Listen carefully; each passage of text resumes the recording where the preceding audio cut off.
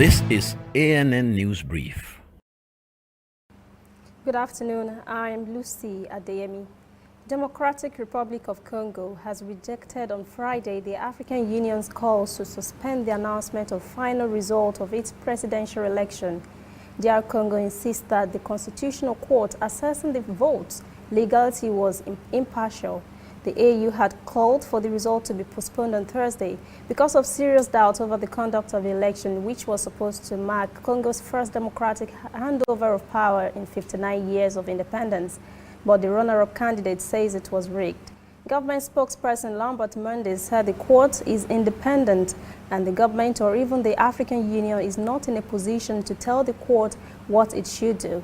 He says, quote, "No country in the world can accept that its judicial process be controlled by an outside organization," end quote.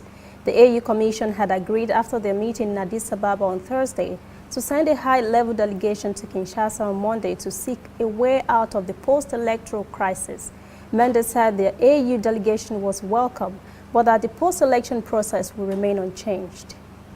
The United Nations Human Rights Office has condemned excessive use of force by Zimbabwe's security forces against protesters opposed to dramatic fuel price increases and austerity measures.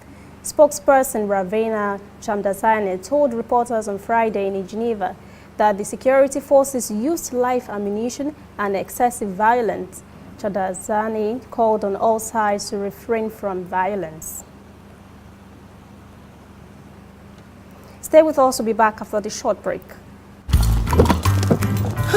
This used to be me.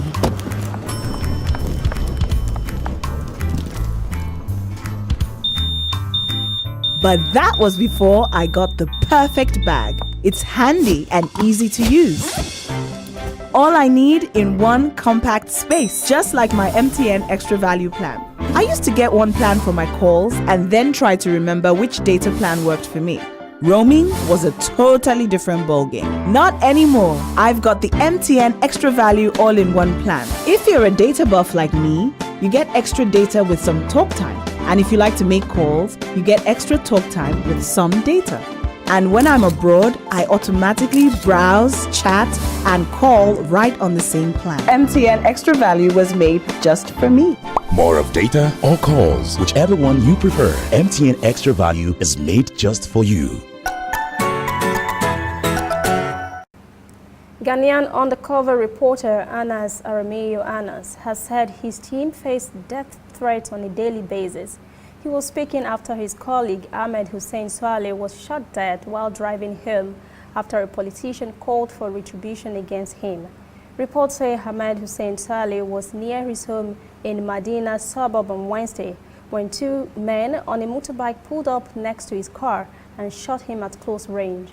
The journalist died instantly after being shot twice in the chest and in the neck. He was an investigative journalist with Tiger Eye Private Investigations run by Anas. Hussein had exposed Ghana's soccer corruption that led to the head of the Ghana Football Association resignation.